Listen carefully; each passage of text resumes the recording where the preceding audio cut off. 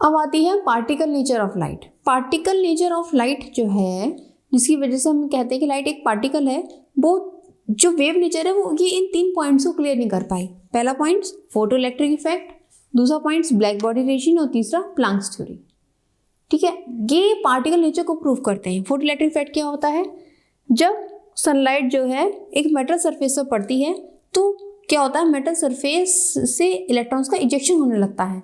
लेकिन ये सनलाइट जो होती है फोटोन के रूप में आती है, छोटी छोटी एनर्जी के पैकेट्स के रूप में आती है, और जब ये मेटल सरफेस पर पड़ती है और सफिशिएंट एनर्जी की होती है, मतलब देखिए मेटल की सरफेस है, उस पर फ्री इलेक्ट्रॉन्स होते हैं जो इलेक्ट्रोपॉजिटिव मेटल्स हैं। जैसे हमारे एल्केलाई मेटल्स जो होते हैं वो इलेक्ट्रोपॉजिटिव होते हैं। इन मेटल्स में जो ऑटोमोस्ट ऑर्बिट में इलेक्ट्रॉन फ्रीली मूव करने के लिए रेडी होते हैं, एकदम से आराम से निकाले जा सकते हैं।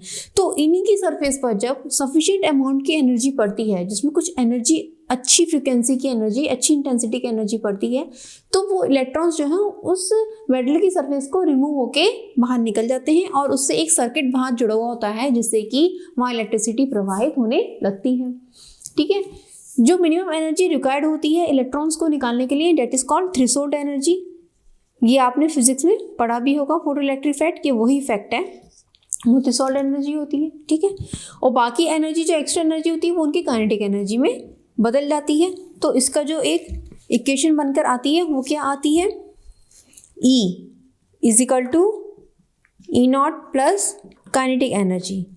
ठीक है, ये हमारी है टोटल एनर्जी ऑफ फोटोन, और ये जो है हमारी, ये है थ्रेशोल्ड एनर्जी, ये हो गई थ्रेशोल्ड एनर्जी।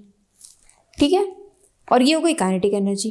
तो थ्रेशोल्ड एनर्जी वो मिनिमम एनर्जी है जो किसी भी एटम में, किसी भी मेटल में से एक इलेक्ट्रॉन को निकालने के लिए जरूरी होती है, और बाकी जो एक्स्ट्रा एनर्जी होती है फोटोन की वो काइनेटिक एनर्जी बदल जाती है। ठीक है, जिससे कि जो इलेक्ट्रॉन निकलता है उससे इलेक्ट्रिसिटी प्रोड्यूस होती है। जैसे आपने सोलर सेल देखी है, सबसे बड़ी एग्जांपल क्या है, सोलर सेल आपने देखे हैं। सोलर सेल जैसे ही धूप में रखो आप, एकदम से जो है उससे आप कोई बल्ब जला सकते हो और एकदम से पंखा भी चल सकता है, क्यों, क्योंकि इलेक्ट्रिसिटी प्रवाहित होने लगती है। ठीक है, अब ये तो था फोटो इलेक्ट्रिक इफेक्ट। ठीक है, अब जो था black body radiation. Black body क्या होती है, एक परफेक्ट ब्लैक कलर, जो कहता है ना ब्लैक कलर, सारा कलर सारे रेडिएशन को एब्जॉर्ब कर लेता है। जो परफेक्ट ब्लैक होता है वो सारे रेडिएशन को एब्जॉर्ब कर लेता है। ठीक, तो ये जो ब्लैक बॉडी रेडिएशन है, इसको भी वेव नेचर कंप्लीटली नहीं बता पाई, ये पार्टिकल नेचर के थ्रू ही आता है, क्योंकि जब उसमें एनर्जी होगी, उसका कुछ मास होगा फोटोन का, तभी तो वो जो है कोई ब्लैक बॉडी उसको एब्जॉर्ब करेगी। तो ब्लैक बॉडी क्या होती है, जो टोटली सारी एनर्जी को एब्जॉर्ब कर ले परफेक्टली 100%, और 100% उसको एमिट कर दे, कुछ अपने पास रखे नहीं, that is called black body. ठीक है, प्लांक्स थ्योरी क्या कहती है, प्लांक्स थ्योरी क्या कहती, वो ये कहते हैं जो एनर्जी होती है एक फोटोन की, वो फिक्स होती है, और जो फ्रीक्वेंसी होती है उसके डायरेक्टली प्रोपोर्शन होती है। जो एनर्जी होती है फोटोन की, वो जो सनलाइट होती है उसकी फ्रीक्वेंसी के डायरेक्टली प्रोपोर्शनल होती है। Is equal to H mu, Planck's constant. ठीक है, बात हो गई क्लियर। तो अब ये क्या होता है, हमने पढ़ा है C is equal to mu lambda, velocity is equal to frequency into wavelength. Mu की वैल्यू हम रख सकते हैं mu is equal to C upon lambda, तो E is equal to C upon HC upon lambda. ठीक है, ये आ गया हमारा। यहाँ H जो होता है डेट इज प्लांक कांस्टेंट, इसकी वैल्यू आप लिख लो H equal to 6.636 into 10⁻⁻34 joule second. आप 6.6 भी याद रख सकते हैं, 6.6 इंटू 10⁻⁻34 जूल सेकेंड, ये प्लांक कांस्टेंट होता है। ठीक है, अब फर्स्ट पढ़ते हैं photo electric effect.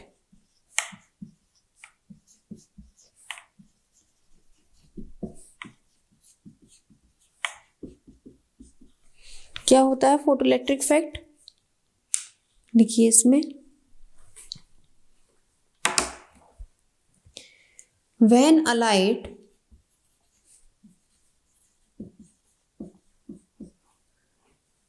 radiation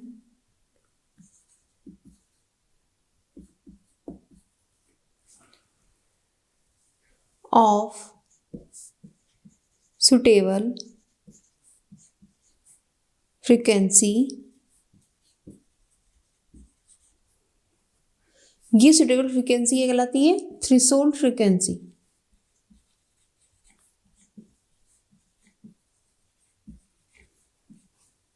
falls on metal surface the ejection of electrons from the metal takes place. This is called photoelectric effect.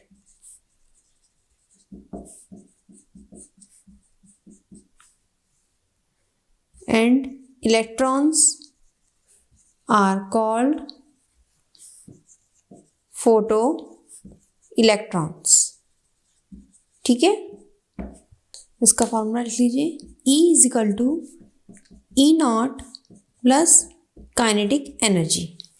इसका मतलब क्या है कि जो एनर्जी है फोटोन की, वो एनर्जी का एक हिस्सा जो है मेटल के सरफेस से इलेक्ट्रॉन को रिमूव करने के लिए चाहिए होता है, that is called threshold energy. ठीक है, और उस एनर्जी के बाद जो बचती है एनर्जी, वो उस इलेक्ट्रॉन को मूव करने के लिए उसकी काइनेटिक एनर्जी में बदल जाती है। ठीक है, तो एक फोटोन की एनर्जी, जो एक मिनिमम एनर्जी जो इलेक्ट्रॉन को मेटल सरफेस से निकालने के लिए चाहिए, that is called threshold energy. Rest energy takes place of kinetic energy. तो क्लियर हो गई ये बात, फोटोइलेक्ट्रिक इफेक्ट। ठीक है, अब नेक्स्ट ब्लैक बॉडी रेडिएशन।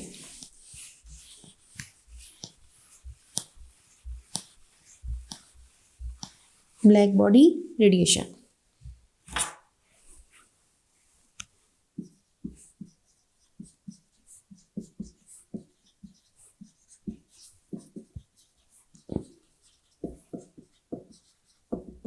इसमें लिख लीजिए, the ideal body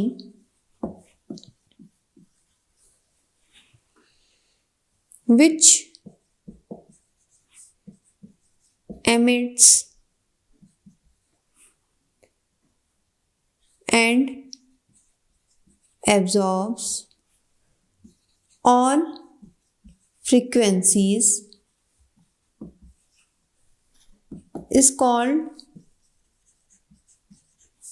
a black body, and the radiation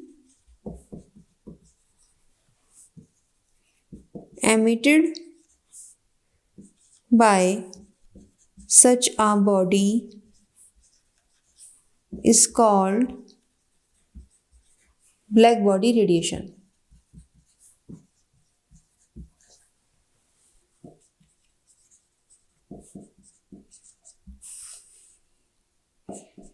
Electromagnetic theory could not explain it, could not explain it as according to it radiation of only one wavelength it means one colour, केवल एक colour का radiation could be emitted by a hot body irrespective of its temperature. It means क्या, जो electromagnetic theory थी यानी कि wave theory, इसको explain नहीं कर पाई क्योंकि इसके अनुसार जो एक ही वेवलेंथ का रेडिएशन होता है वही हॉट बॉडी एमिट करती है जो उसका टेम्परेचर होता है उसके अकॉर्डिंग, ठीक है। वेव थ्योरी ये कहती थी कि जो ब्लैक बॉडी होती है वो सिर्फ एक ही टाइप की वेवलेंथ को के रेडिएशन को एमिट करती है और उसी को एब्जॉर्व कर सकती है, लेकिन जो रियलिटी में क्या होता है, ब्लैक बॉडी तो वो है जो हर टाइप की एमिशन को, हर टाइप की एनर्जी को एब्जॉर्व कर ले कंप्लीटली 100% और 100% उसको एमिट कर दे, ठीक है। ये हो गया, चलिए कर लिया तो उसे रब कर दे, ठीक है।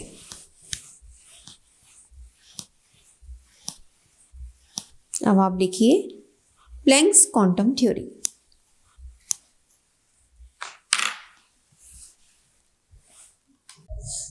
हेडिंग डालिए planks theory.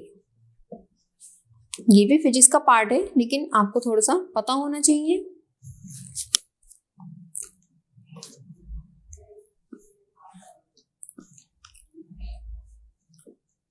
According to wave theory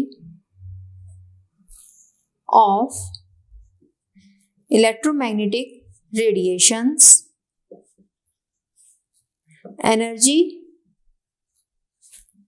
can absorb or release in any quantity because energy comes from the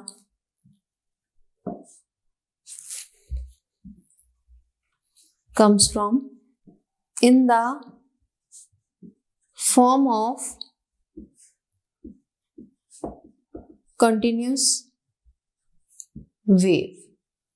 इसका मतलब क्या है, इलेक्ट्रोमैग्नेटिक रेडिएशन जो होते हैं वो, जैसे वेव थ्योरी कहती है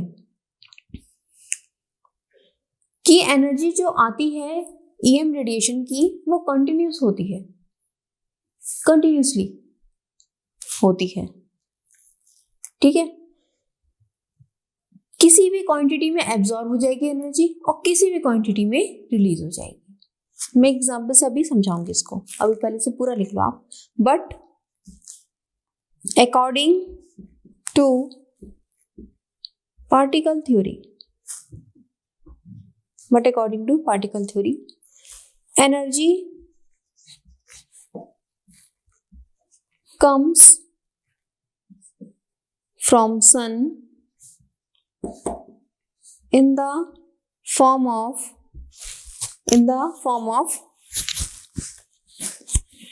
discontinuous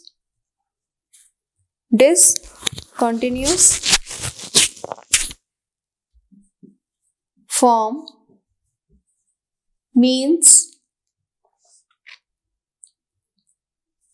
in the form, ऊपर का मिटा दूं मैं, आपने लिख लिया होगा, इन द फॉर्म, कहाँ थे, form means in the form of energy packets called quanta. Quanta को हम क्या बोलते हैं, बंडल ऑफ फोटॉन्स, ठीक है, बंडल ऑफ फोटॉन्स।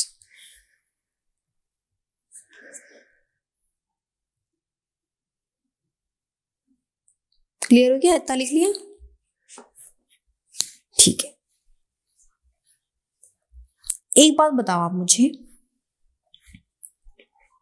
जब आपका हाथ जलता है गैस पे, किसी भी टाइप की आगी में जलता है, उसे कुछ टाइम लगता है जलने में या सेकंडों में जल जाता है?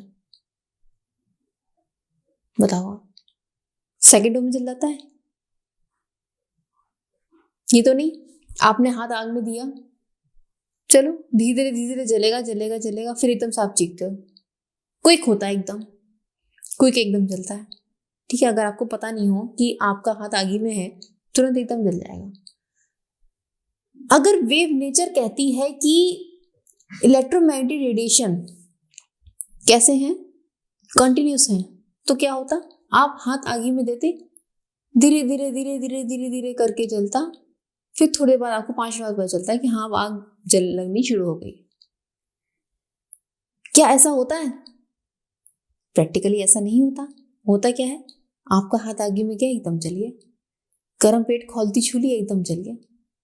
टाइम लगता है? कुछ नहीं लगता, एकदम छाला पड़ जाता है। ऐसा क्यों होता? अगर कंटिन्यूस होता तो आराम आराम से जलता हाथ, तेजी से नहीं जलता।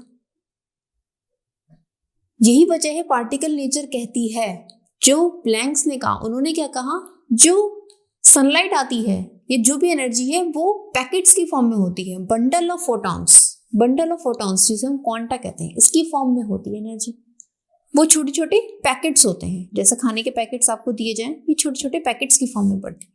एक पैकेट एक इलेक्ट्रॉन निकालेगा, एक फोटॉन एक इलेक्ट्रॉन का इजेक्शन कर देगा, यानी कि जैसे ही एक क्वांटा आपके हाथ पे पड़ा, एक फोटॉन आपके हाथ में पड़ा, एकदम तुरंत उसने जलाया। क्विक होता है एकदम से, कंटिन्यूस नहीं होता, डिसकंटिन्यूस होता है। एक फोटॉन आया, थोड़ा जलाया, फिर दूसरा फोटॉन आया, दूसरा जलाया। ये सेकंडों के भी कुछ भागों में जाती है रिएक्शन, तभी तो सेकंडों में हाथ जल जाता है।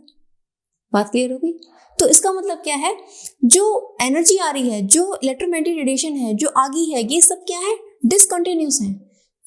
एनर्जी के छोटे छोटे packets, that is called photons, और फोटॉन्स का पूरा bundle that is called quanta के फॉर्म में पड़ती है, जिसकी वजह से उसका डिसकंटिन्यूस स्पेक्ट्रम होता है। डिसकंटिन्यूस यानी कि गैप आ जाते हैं स्पेक्ट्रम के बीच में, दैट इज दिस, गैपिंग आ गई, that is gap, that is gap, that is gap, gap, gap, that is discontinuous. Discontinuous means due to particle nature of light. Clear हो गई बात? बिल्कुल क्लियर कि जो भी है वो वेव नेचर और पार्टिकल नेचर दोनों का ही संयोग है। ठीक है, अब इसके आगे कुछ पॉइंट्स लिख लीजिए।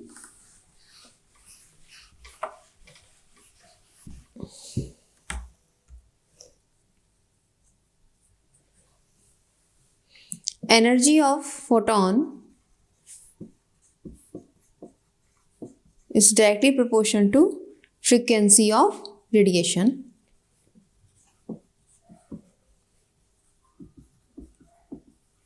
Frequency of radiation. E directly proportional to mu. हमने कांस्टेंट साइन, प्रोपोर्शनल साइन हटाया, कांस्टेंट आया, H is equal to Planck constant, इसकी वैल्यू होती है 6.6 इंटू 10⁻⁻34 जूल सेकेंड। मैंने उतनी ही वैल्यू लिखवाई है जितनी आप याद रख सकें, और mu is equal to frequency. ठीक है,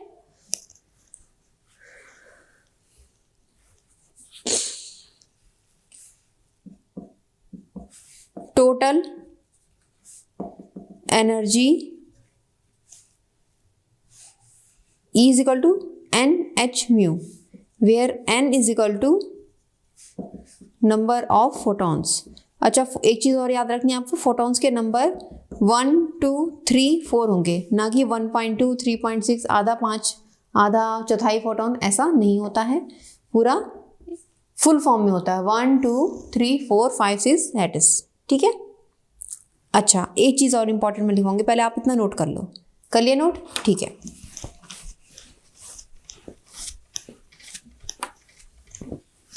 चलिए ये जो हमने इक्वेशन लिखी, इसमें जो ये म्यू है,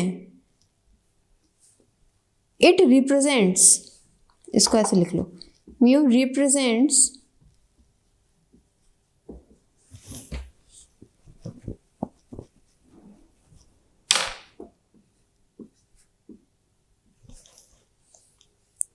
wave nature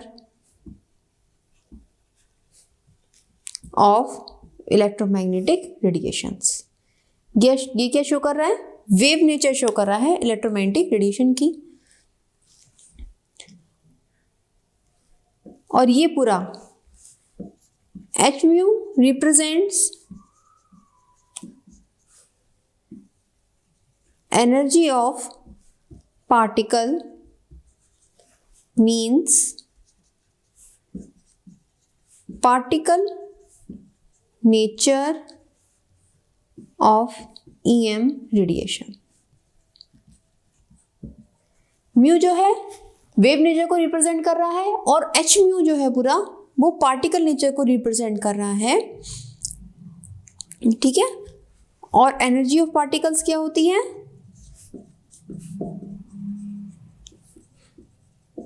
इज फोटॉन्स।